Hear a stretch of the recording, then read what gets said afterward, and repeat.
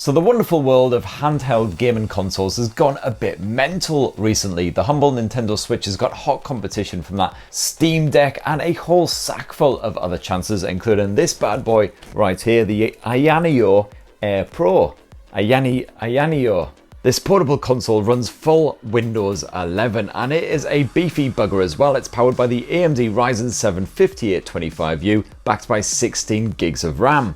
You've got a proper full HD OLED display, you've got a big old battery and a terabyte of storage, but is the Ayaneo Air Pro actually satisfying to use? Well, let's whip it on out the box, take you on a full on tour of the hardware, the software, all that good stuff. And for more on the latest and greatest tech, please do poke subscribe and ding that notifications bell. Cheers. So first up, what have you got in this big old box? So first up, various quick start and setup guides. And then lurking underneath all that is the Ayaneo Air Pro.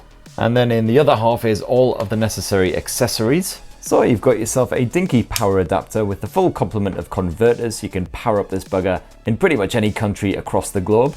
Got yourself a Type-C to Type-C USB cable for the charging as well. And you've also got yourself a pair of Type-A to Type-C USB converters as well, so you can plug in peripherals. And that right there is everything you get in the box. So through the magical powers of video editing, woo, we've skipped forward in time a couple of months. I've been using the Ayaneo Air Pro quite a bit, trying to get to grips with it, trying various games on it. So here's my full review. So first up, design, and thankfully, unlike the Steam Deck, this thing isn't roughly the same size as a bungalow. For comparison purposes, here's the Ayaneo Air Pro, and here's the bloody Steam Deck. As you can see, a fair bit of difference between the two. The Ayaneo Air Pro can generally fit into a backpack, a smaller bag, no worries whatsoever. The Steam Deck basically takes up half of my backpack by itself. The Air Pro is actually much closer in dimensions to the Nintendo Switch OLED. It's not quite as long, not quite as wide, but it is a bit fatter.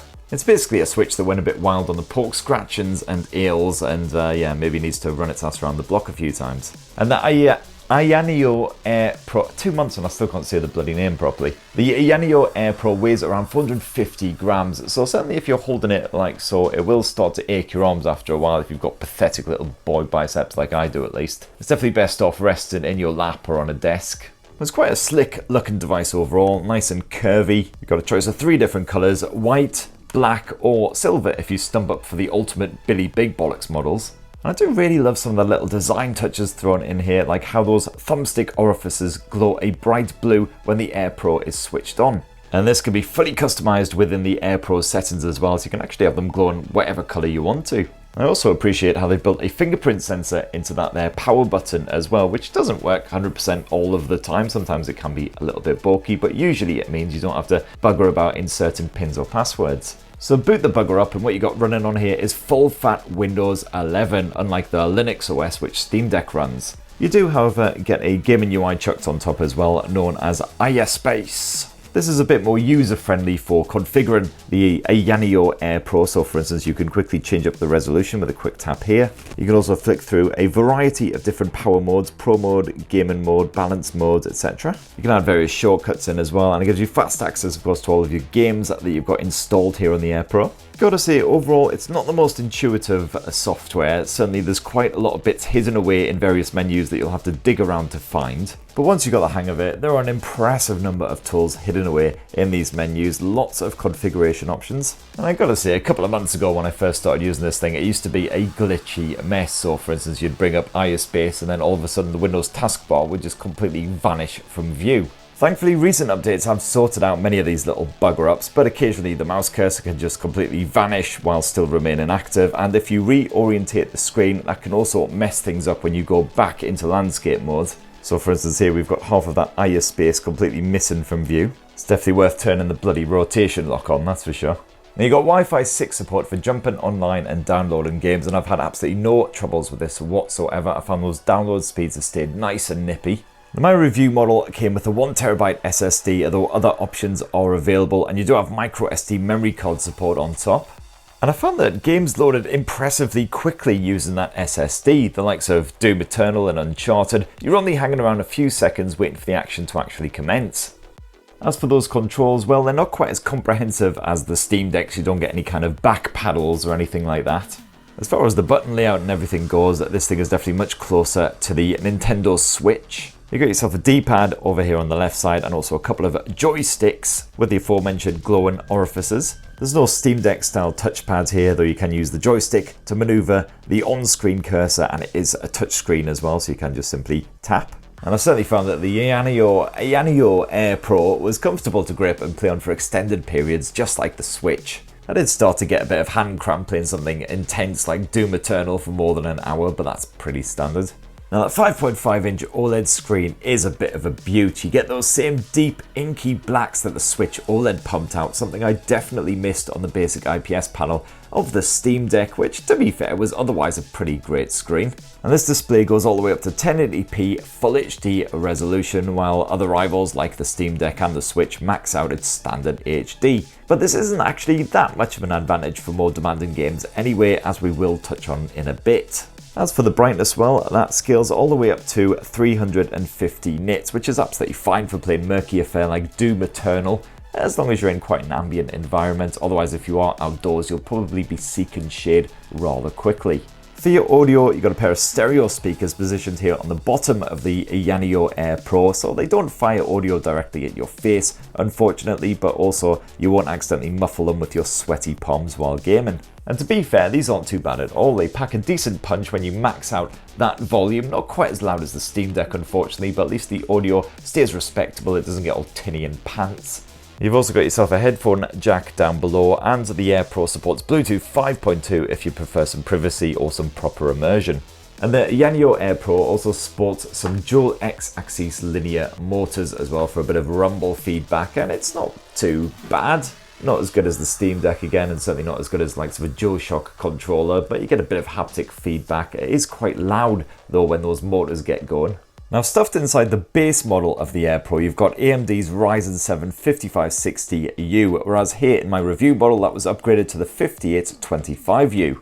And my review model came with 16 gigs of DDR4 RAM, but that is upgradable all the way up to 32 gigs. The question is, can the Air Pro cope with running games at Full HD resolution for a decent length of time, and on what kind of graphics settings? Well, I dove on into the Air Pro settings and I set it on game mode, made sure that everything was maxed out as much as possible, and then we were ready to rock.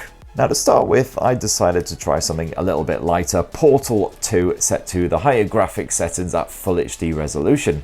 And as I kind of hoped and expected, there were no problems whatsoever running this game. The Ayaneo Air Pro maintained a nice, smooth, high frame rate, as you kind of expect given these specs, and also the fact that it is a slightly older and not quite as demanding title. Following on from that, I decided to really put the Air Pro through its paces, and so I installed Uncharted 4. Unfortunately, playing this bad boy in Full HD resolution, even on the lowest graphics settings and with the resolution scaling set to ultra performance, still resulted in extremely choppy gameplay. Frankly, this thing was about as much fun as sitting through a James Corden comedy special without earplugs or a noose. That frame rate rarely dipped into double figures, so everything was just a lethargic mess. Thankfully, however, dropping the visuals to 720p sorted this problem right out. At regular HD level, Uncharted maintained a frame rate between 40 and 50 frames per second for all but the most intense sequences, making the game actually playable at respectable graphics settings. Hip hip hooray. And last up, I had a blast on the old fan favourite Doom Eternal. And again at Full HD resolution with the graphics settings at medium. It wasn't a terrible frame rate, certainly not as bad as Uncharted, but it certainly couldn't be described as smooth. It would maybe just about pass it as playable, maybe. So once again, I dropped that resolution to 720p HD, and once again, this solved the problem. The gameplay was so much smoother at this level. I actually stood a bit more of a chance against the hordes of rampant gribblies. Not much more of a chance, but at least it was fun to play.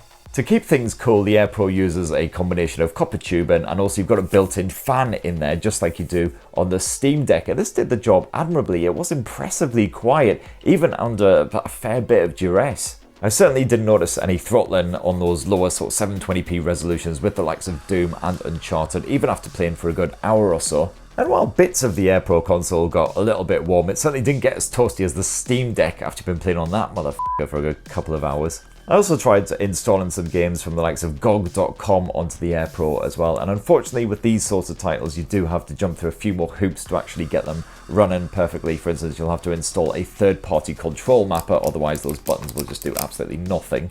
As for the battery, well, you've got a 10,000 milliamp hour capacity cell here. That is the main difference between this here Air Pro and the regular Ayaneo Air. You've got a variety of different power modes you can play around with. You can also manually tweak it so it jumps all the way up to 18 watts if you so desire, but I found that even on the regular 12 watt performance mode, that battery life would tend to last about an hour and a half to 2 hours if you are playing more intensive titles. Of course, you can always bung a Type-C USB cable in it and keep it powered up while you are gaming, and I love how you've got a USB port down below and also up above, so you can choose whichever is least disruptive to your gaming experience. So anyhow, that in a nutshell is the Ayaneo Air Pro, a hot rival for the likes of the Nintendo Switch OLED and the Steam Deck. Not quite as user-friendly as either, unfortunately. There's definitely a steep learning curve when it comes to the actual UI. But I love that gorgeous OLED display, and this thing's certainly got enough grunt to play at the latest, most demanding titles like Uncharted, as long as you scale down the graphics a bit. Unfortunately, you can't take full advantage of that full HD resolution display